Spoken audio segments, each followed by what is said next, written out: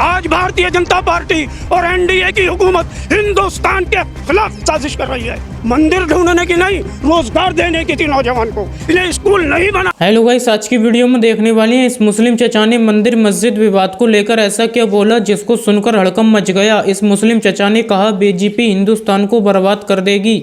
आखिर इस मुस्लिम चचा ने ऐसा क्यों बोला, चलिए देखते हैं। ओरिजिनल वीडियो लिंक डिस्क्रिप्शन में। चलिए अब वीडियो शुरू करते हैं। आज भारतीय जनता पार्टी और एनडीए की हुकूमत हिंदुस्तान के खिलाफ साजिश कर रही है। मंदिर ढूंढने की नहीं, रोजगार देने की थी नौजवान को, इन्हें स्कूल नहीं बनाने, इन्हें मंदिर बनाना है। अगर मंदिर बनाने से हिंदुस्तान का आवाम ऊपर उठता है तो मैं कहता हूँ एक नहीं 1 करोड़ मंदिर बना लो, कोई हर्ज की बात नहीं है। मगर एक नौकरी नहीं मिल सकती। 1 लाख मंदिर बनाने के बाद मस्जिदें तोड़ने से, मंदिर तोड़ने से, हिंदू को लड़ाने से, मुसलमान को लड़ाने से, सिख को लड़ाने से, ईसाई को लड़ाने से अगर हिंदुस्तान ऊपर उठता हो और चाइना ने जो ज़मीन हमारी दबा रखी है वो जाकर वापस ले ले, मैं उनके साथ चलकर तोड़ूंगा मस्जिद। नहीं हो सकता, ये और बर्बाद हो जाएगा। ये आज जहाँ खड़ा हुआ है गड्ढे के किनारे पर है, कल गड्ढे में गिरेगा। पाकिस्तान का और मेरा डीएनए बिल्कुल वीडियो को पूरा जरूर देखें, वीडियो आगे शेयर भी करें। अरे पाकिस्तान हिंदुस्तान में से तो बना है, डीएनए तो ऑलरेडी हो गई ही एक। क्या अब अदलिया इस तरह फैसला करेंगी कि साहब भगवान ने मुझे आदेश दिया था और मैंने सुप्रीम कोर्ट में बैठकर फैसला कर दिया राम मंदिर के लिए। अगर यही करना है तो फिर सुप्रीम कोर्ट को एक काम और कर देना चाहिए था, जो नरेंद्र मोदी में हिम्मत नहीं हुई आज तक, जो अमित शाह में हिम्मत नहीं हुई, मोहन भागवत में हिम्मत नहीं हुई, वो हिम्मत चीफ जस्टिस कर लेता ऑफ इंडिया कि मैं हिंदू राष्ट्र सुप्रीम कोर्ट के जरिए ऐलान करता हूं कि आज से हिंदू राष्ट्र हिंदुस्तान है। मैं एक बात कहता हूं, बीजेपी अगर यह समझती है कि हम हर मंदिर ढूंढ लेंगे हर मस्जिद के नीचे और निकल आएगा। क्या हुआ था बाबरी मस्जिद का? सुप्रीम कोर्ट का फैसला है कि बाबरी मस्जिद के नीचे कोई मंदिर नहीं निकला, कोई मंदिर नहीं था और उस मस्जिद को तोड़ना जुर्म था, उस मस्जिद में मूर्तियाँ रखना जुर्म था। उसको आज सुप्रीम कोर्ट ने क्या किया, बाबरी मस्जिद जिनको खुद मुजरिम कह रहा है उनके हवाले कर दी, लीजिए ये तोहफा हम आपको दे रहे हैं। जब ये हालत हो जाए तो फिर जो आने वाले हिंदुस्तान में मैं देख रहा हूँ वो आज लोग अपने मुंह से नहीं कहना चाहते, मैं अपने खून से लिख के देने के लिए तैयार हूँ। अगर अदालतों का यही रवैया रहता है, अगर हुकूमत का यही रवैया रहता है तो ये मुल्क पाकिस्तान, बांग्लादेश, श्रीलंका से ज़्यादा तबाह और बर्बाद हो जाएगा। तो क्या इसके पीछे कोई बड़ी साजिश लग रही है सर? हाँ बिल्कुल साजिश है। मौजूदा हुकूमत एक साजिश कर रही है, सिर्फ मुसलमानों के खिलाफ नहीं। अगर मुसलमानों के खिलाफ होता हम समझ लेते कि साहब ये तो हमेशा से पैदाइशी इस्लाम दुश्मन है, मुसलमान दुश्मन है। सही है, आज भारतीय जनता पार्टी और एनडीए की हुकूमत हिंदुस्तान के खिलाफ साजिश कर रही है। आज ज़रूरत किस बात की थी? मंदिर ढूंढने की नहीं, रोज़गार देने की थी नौजवान को। आज ज़रूरत गरीब को ऊपर उठाने की थी। आज तालीम के लिए यूनिवर्सिटियाँ, कॉलेज, स्कूल बनाने की ज़रूरत थी। इन्हें स्कूल नहीं बनाने, इन्हें मंदिर बनाना है। अगर मंदिर बनाने से हिंदुस्तान का आवाम ऊपर उठता है तो मैं कहता हूँ एक नहीं 1 करोड़ मंदिर बना लो, कोई हर्ज की बात नहीं है। मगर एक नौकरी नहीं मिल सकती। 1 लाख मंदिर बनाने के बाद एक नौकरी नहीं मिल सकती। जी विपक्ष खामोश है। जब ऐसा माहौल देश में है तो विपक्ष क्यों खामोश है? हाँ, मैं भी आपकी बात से इत्तेफाक करता हूँ क्योंकि मैं किसी सियासी पार्टी से नहीं हूँ। अपोजिशन को जो रोल अदा करना चाहिए था, अपोजिशन वो रोल अदा नहीं कर रही और उसकी एक ख़ास वजह है जो मैं समझता हूँ। क्या वजह है? हमारी जो छोटी पार्टियाँ हैं जो अपने आप को सेकुलर कहती हैं वो बीजेपी को जीतता हुआ पसंद कर लेती हैं। उत्तर प्रदेश में बीजेपी जीत जाए, अखिलेश यादव खुश हैं। बंगाल अलायंस है मगर ममता बनर्जी किसी दूसरी पार्टी को, इंडिया अलायंस वाले को बंगाल में एक भी सीट नहीं देंगी। बीजेपी 20 सीटें जीत जाए, ममता बनर्जी खुश हैं। यही हाल बिहार में है। कांग्रेस को 1-2 सीट नहीं दे सकते फालतू, बीजेपी 10 सीट जीत जाए, खुश हैं। यही सेकुलर। मैं आपको बताऊं, मैंने सियासी तजर्बा किया है।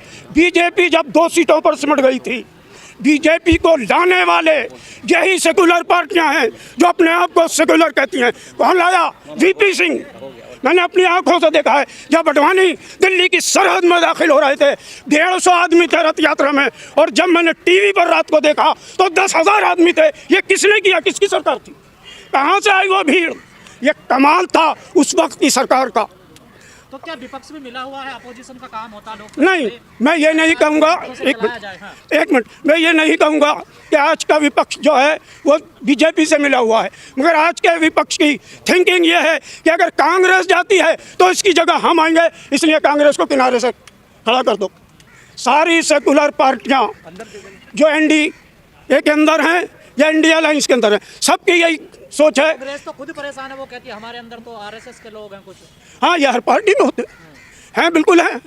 कांग्रेसी ना भी कहें, मैं और आप सब जानते हैं कुछ लोग हैं जो आरएसएस के लिए कांग्रेस की खबर अंदर से खोद रहे हैं। आपके भी तो 24 सांसद हैं देश में आज की डेट में मुस्लिम, वो क्यों नहीं आ रहे सामने? देखिए, जहाँ तक मुसलमानों के एमपी होने का सवाल है, उनके संसद होने का सवाल कितने है, मजबूत हैं? नहीं, मैं ओवैसी को मजबूत नहीं मानता। देखिए, ओवैसी ने आज तक 5वां इलेक्शन जीत कर आए। एक मसला, चाहे मुसलमान का हो, चाहे दलित का हो, चाहे सिख का हो, चाहे ईसाई का हो, एक मसला ओवैसी साहब ने पार्लियामेंट में हल नहीं कराया हो तो वो बता दें। मुद्दे तो उठाते हैं आपके? अरे उठाने से नहीं होता मसला। मैं भी यहाँ बोल रहा हूँ, क्या मेरे बोलने से हिंदुस्तान के मसाइल हल होते हैं? ओवैसी साहब को जो करना था, सवाल बोलने का नहीं है। बोलते तो आप उनसे ज्यादा आपको लोग देखते हैं, वो आपके लिए बोल रहे हैं आपके चैनल को। कानूनी लड़ाई में आप पत्थरबाज बन जाते हैं। हाँ, बस वही है। नहीं, पत्थरबाज देखिए, मैं जानता हूँ, खूब अच्छी तरह जानता हूँ पत्थरबाज कहाँ से आते हैं, कौन उनको फंडिंग करता है, किसके लोग होते हैं, सब जानता हूँ मैं। पत्थर फेंके नहीं जाते, पत्थर फिकवाए जाते हैं। और पाकिस्तान से आई है इनको फंडिंग। और फिर हाँ, अगर पाकिस्तान से पत्थर फेंकने वालों के लिए फंडिंग आ जाए तो अमित शाह क्या कर रहे हैं? हिंदुस्तान के अंदर चंद लोगों से पाकिस्तान राब्ता कर लेता है और हिंदुस्तान का होम मिनिस्टर कुंभकर्ण की नींद सोता है। बड़े कमाल की बात है।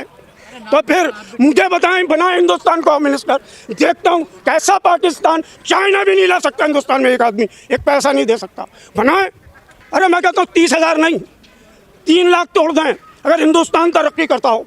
मस्जिदें तोड़ने से, मंदिर तोड़ने से, हिंदू को लड़ाने से, मुसलमान को लड़ाने से, सिख को लड़ाने से, ईसाई को लड़ाने से अगर हिंदुस्तान ऊपर उठता हो और चाइना ने जो ज़मीन हमारी दबा रखी है वो जाकर वापस ले ले, मैं उनके साथ चलकर तोड़ूंगा मस्जिद।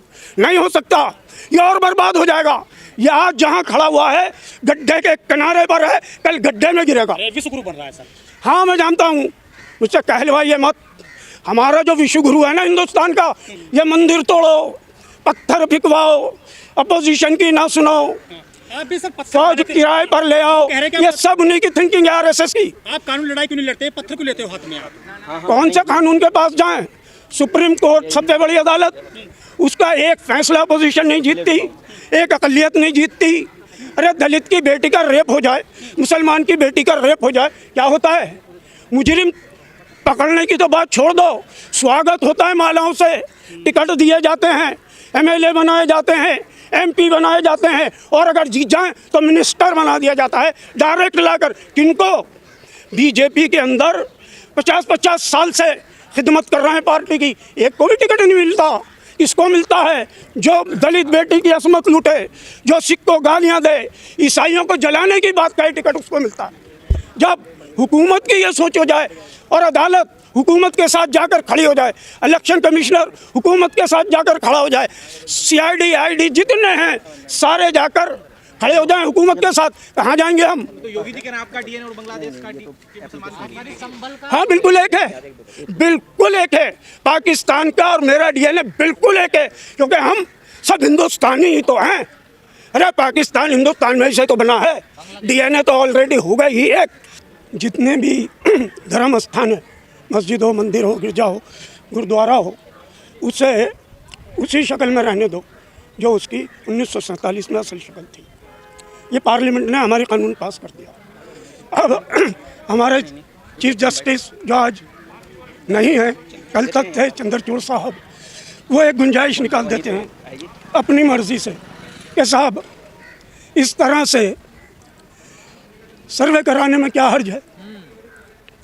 सवाल अब हमारे सामने बड़ा भयानक खड़ा हो जाता है। देखिए, आरएसएस ये सवाल करे कि मस्जिद तोड़कर हम मंदिर बना लेंगे, बात हमारी समझ में आ जाती है कि भाई उनकी सियासत इसी पर जिंदा है। अगर विश्व हिंदू परिषद, बजरंग दल, बीजेपी, ये संघ परिवार का कोई पार्ट ये मुतालबा करता है कि भाई जहाँ मस्जिद के अंदर दिल्ली की नीचे मंदिर था, हमारी समझ में बात आ जाती है। लेकिन जब इसके लिए जहाँ से इंसाफ की धारा बहती है, जहाँ लोग आखिरी मत अपना मानकर आगे बढ़ते हैं कि ये हमारा हिंदुस्तान का सबसे बड़ा अदालत है, यहाँ से हमें इंसाफ मिलेगा, जब वो मंदिर के साथ जाकर खड़ी हो जाए, जब वो हिंदुस्तान के दस्तूर को छोड़कर, सवाल ये नहीं है कि उन्होंने दस्तूर छोड़ा है, सवाल ये है देखने का कि किस लिए छोड़ा है।